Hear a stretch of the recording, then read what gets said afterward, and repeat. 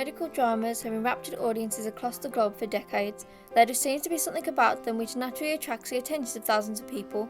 Because of this, it's no surprise that a series such as Holby City has become an iconic. With deaths, births and tragedies to boot, it gives us insight into the lives of not only the patients who pass through its doors, but the staff too, as we are shown doctors and nurses are still just as human as the rest of us. Since I was 8 on and off, so about 11 years now, so quite a long time. I've been watching this show since I was 8, so about 11 years. Well, about 6 years, but I've been watching it longer on and off when I was younger. Characters are, in part, one of its defining features, as they come from all walks of life and you learn to see every day through their eyes.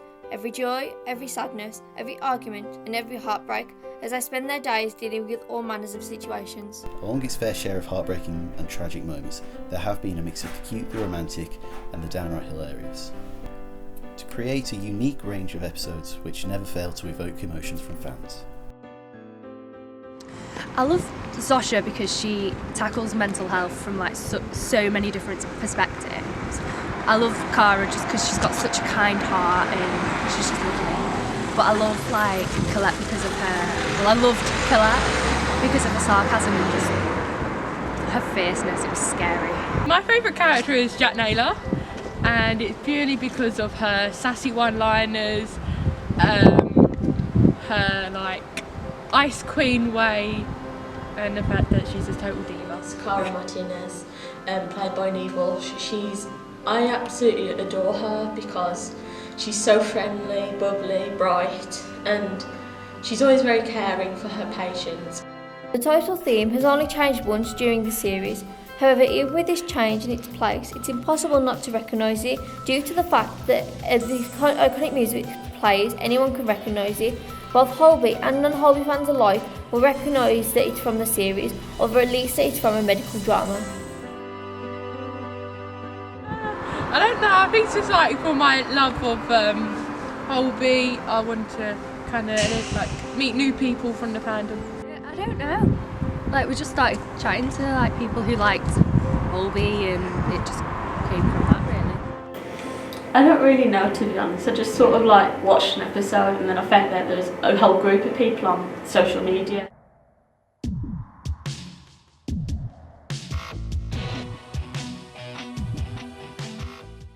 For the bad really. I mean, I've been watching the show since the very start, and the storylines are just not as good as they used to be. I think some things are drawn out. I'm not so keen on the actors and actresses that they've got now. It might be because I'm a little bit older than I was when it first started, and I was sort of the age group that the actors were then, but there's not as many obviously famous people as there used to be. Aside from filming, the cast of Holby City are often involved in charity events and fundraisers for children in need. Amongst this, interacting with other individuals, one of them being Catherine Tate. So stop looking at me because her face makes me sick. Oi! Oi, you! Stop looking at me with that face! As well as being involved in comic relief alongside the cast of its sister show Casualty. Don't believe me, just watch. Come on.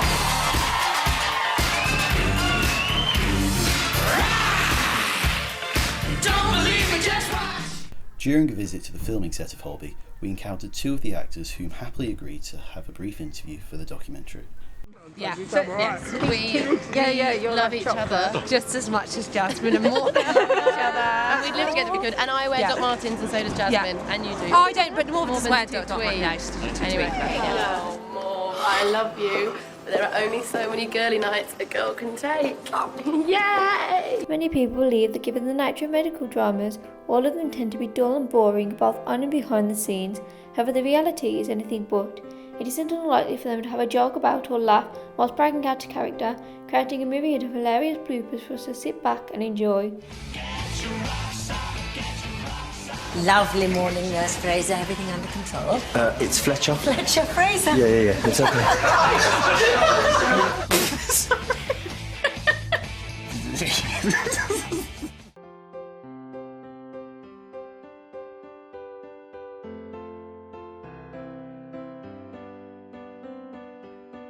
Honestly, the only real similarities between Cara and I is the way we look. She's more cheerful than me, and she puts up with a lot more. For example, I would have been out of there right away with Jed. I would have been far less understanding. I'm really proud of the time I spent on Holby City. The writers, producers and all the cast there keep the standards so high, which definitely keeps you on your toes.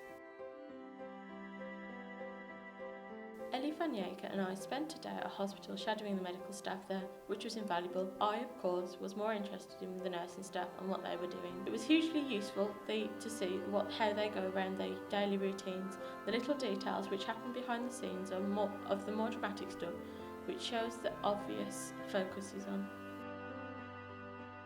The script supervisors at Holby are so on the ball that I never really notice any of my continuity errors in my scenes. Each department does its final checks pretty rigorously, and there's always someone watching, so it would take a lot for something to sneak in. Though I do have a habit of messing with my hair, so it can be a nightmare for the makeup department in between shots. I'm always getting told off for doing that. Holby City has been on our television screens across the country for years and shows no signs of slowing down anywhere in the foreseeable future, ensuring that its fans have a constant batch of new content as they continue to look into the lives and times of Holby City's characters. The series will continue to provide its quality plots and episodes for years to come, and we wish it all the best. It deals with a myriad of themes, cast and content that will pass through its doors.